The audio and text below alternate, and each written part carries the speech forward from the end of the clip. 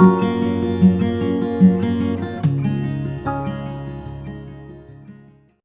Guys, welcome to the Preeti Gupta academy. और आज का मेरा टॉपिक ईडियम्स है। आज हम ईडियम की मीनिंग समझेंगे, इसका डेफिनेशन समझेंगे और यूजेस को समझेंगे। तो ईडियम को हिंदी में मुहावरे कहते हैं। अब डेफिनेशन देखिए, an idiom is a group of words whose meaning is different from the meaning of the individual words. यानी ईडियम क्या होते हैं? मुहावरे होते हैं शब्दों का समूह जिसका अर्थ उसके एक्चुअल मीनिंग से अलग होता है, यानी खुद के मीनिंग को छोड़कर ये दूसरे मीनिंग को शो करते हैं। ठीक है, तो ये तो हो गया ईडियम का मतलब। इसको और भी अच्छी तरीके से समझने के लिए आपको कुछ ईडियम पढ़ना होगा और उसके यूजेस देखने होंगे, क्योंकि जैसा कि इसमें बोला हुआ है कि एक्चुअल वर्ड से मीनिंग बिल्कुल डिफरेंट होता है। तो जो सबसे पहला मैंने लिख रखा है ईडियम ABC। आज का जो मेरा जितना भी ईडियम है वो A अल्फ़ाबेट पे ही बेस्ड है, तो ABC लिख रखा है। अक्सर हम बोलचाल की भाषा में बोलते हैं कि उसको ABC भी नहीं आती। इसका मतलब ये नहीं है कि उसको ABCD नहीं आती। ये हम तब बोलते हैं जब हमें लगता है उसको किसी चीज़ का ज्ञान नहीं है। ठीक है, यानी किसी चीज़ का प्रारंभिक ज्ञान नहीं है, बेसिक नॉलेज नहीं है। अब देखिए यहाँ पे मैंने जो यूज़ कर रखा है इसको सेंटेंस में, he does not know even the ABC of politics. वो नहीं जानता है पॉलिटिक्स का, यानी राजनीति का ABC भी। नेक्स्ट है अबव बोर्ड। जैसा कि मैंने कहा कि जो ईडियम्स होते हैं वो जो वर्ड्स लिखे हुए होते हैं उससे बिल्कुल डिफरेंट मीनिंग शो करते हैं। अब देखिए यहाँ पे अबव का मीनिंग कुछ अलग होगा और बोर्ड का मीनिंग कुछ अलग होगा, बट अगर इन दोनों को मिला के लिखा हुआ है तो ये ईडियम बन गया और इसका जो मीनिंग निकल रहा है वो निकल रहा है स्पष्ट या खुला। ओपन भी लिखा हुआ है। अब देखिए यहाँ पे जो मैंने सेंटेंस में यूज कर रखा है वो कर रखा है एज हिज डीलिंग्स आर, यानी जैसा कि उसका बर्ताव है। अबव बोर्ड यानी बहुत ही स्पष्ट है। एवरीबडी लाइक्स हिम, सभी उसे पसंद करते हैं, यानी उसका बर्ताव बहुत ही खुला हुआ है, बहुत ही स्पष्ट है, इसीलिए सब लोग उसे पसंद करते हैं। नेक्स्ट देखिए अबव ऑल, यानी सबसे बढ़कर। Above everything else. अब इसमें देखिए जो मैंने सेंटेंस में यूज कर रखा है, he is honest and hard working. वो बहुत ईमानदार है और मेहनती है। But above all he is kind, लेकिन सबसे बढ़कर वो दयालु है। नेक्स्ट देखिए आफ्टर ऑल, इसका हिंदी मीनिंग होता है आखिरकार। अब देखिए जो यहाँ पे मैंने सेम मीनिंग लिख रखा है, when everything is taken into consideration. अब आफ्टर ऑल का जो यूज कर रखा है वो बहुत ही इसी तरीके से कर रखा है, इसमें आपको पढ़ने में, समझने में और याद रखने में बिल्कुल भी प्रॉब्लम ना हो। आफ्टर ऑल, आखिरकार, आई एम योर फ्रेंड, मैं तुम्हारा मित्र हूँ, मैं तुम्हारा दोस्त हूँ।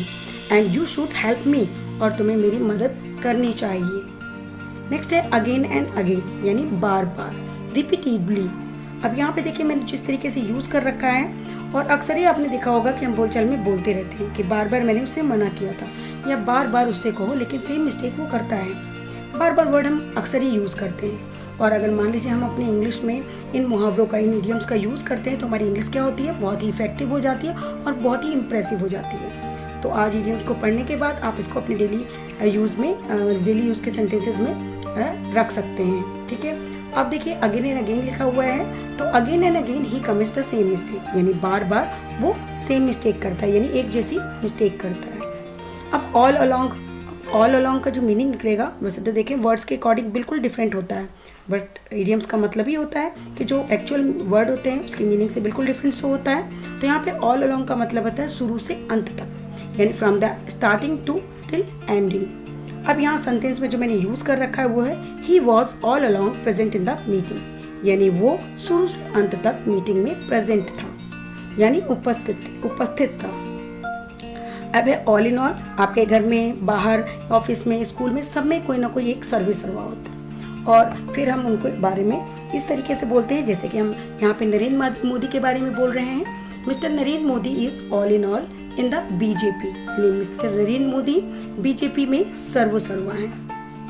नेक्स्ट है एट वेरियंस विद, यानी विपरीत, अपोज टू। अब देखिए यहाँ पे मैंने जो सेंटेंस यूज कर रखा है वो कर रखा है the words of Mahatma Gandhi were not at variance with his deed, यानी महात्मा गांधी के जो शब्द थे वो उनके कार्यों से बिल्कुल विपरीत नहीं थे। नेक्स्ट है एट होम इन, यानी निपुण, स्किल्ड कह सकते हैं इसको इंग्लिश, यानी सेम मीनिंग में।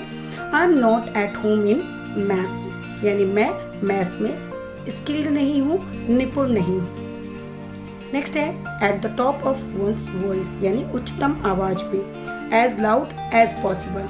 When he saw the robbers coming, जब उसने रॉबर्स को यानी लुटेरों को आते हुए देखा, he shouted at the top of one's voice, वो चीखा उच्चतम आवाज में, यानी जितनी तेज वो चीख सकता था वो चीखा। नेक्स्ट है at last, at long last. इन दोनों का मीनिंग होता है अंत में। अब देखिए जो मैंने सेंटेंस में यूज कर रखा है वो भी समझते हैं हम। एट लास्ट यानी अंत में the police succeed in arresting the criminal, यानी अंत में पुलिस सफल हुई क्रिमिनल को पकड़ने में, गिरफ्तार करने में। अब जो नेक्स्ट है वो है एट एनी कॉस्ट। आपने देखा होगा ए अल्फाबेट के ही सारे इडियम्स हैं। तो एट एनी कॉस्ट का मतलब होता है हर कीमत पर। हम भी अक्सर ही बोलते हैं कि हमें हर कीमत पे ये खाना है, हमें हर कीमत पे ये करना है, हमें हर कीमत पे वहाँ जाना है। तो इसको भी आप अपनी इंग्लिश में या हिंदी में यूज़ कर सकते हैं सेंटेंसेस में। अब यहाँ पे लिखा हुआ है मैंने sentence, we shall not allow him to do it at any cost, यानी हम उसे अलाउ नहीं करेंगे इसे करने को एट एनी कॉस्ट, यानी हर कीमत पर। हम उसे हर कीमत पर अलाउ नहीं करेंगे इसे करने को। नेक्स्ट है एज सून एज पॉसिबल, जिसका हिंदी मीनिंग जो ही है आप जैसे ही कर सकते हैं। एज सून एज ही सामी, जैसे ही उसने मुझे देखा या जो ही उसने मुझे देखा, ही कॉल्ड मी इन, उसने मुझे अंदर बुलाया। एज लॉन्ग एज यानी जब तक, as long as I am with you, जब तक मैं तुम्हारे साथ हूँ। Nobody will do you any harm, कोई भी तुम्हें नुकसान नहीं पहुँचाएगा या नुकसान नहीं करेगा। इस तरीके से हमने कुछ इडियम्स पढ़े, उसके मीनिंग पढ़ी, डेफिनेशन पढ़ी। आई थिंक आपको वीडियो पसंद आई होगी। अगर पसंद आई है तो लाइक शेयर कमेंट जरूर करिए और न्यू व्यूअर हैं तो चैनल को सब्सक्राइब करिए।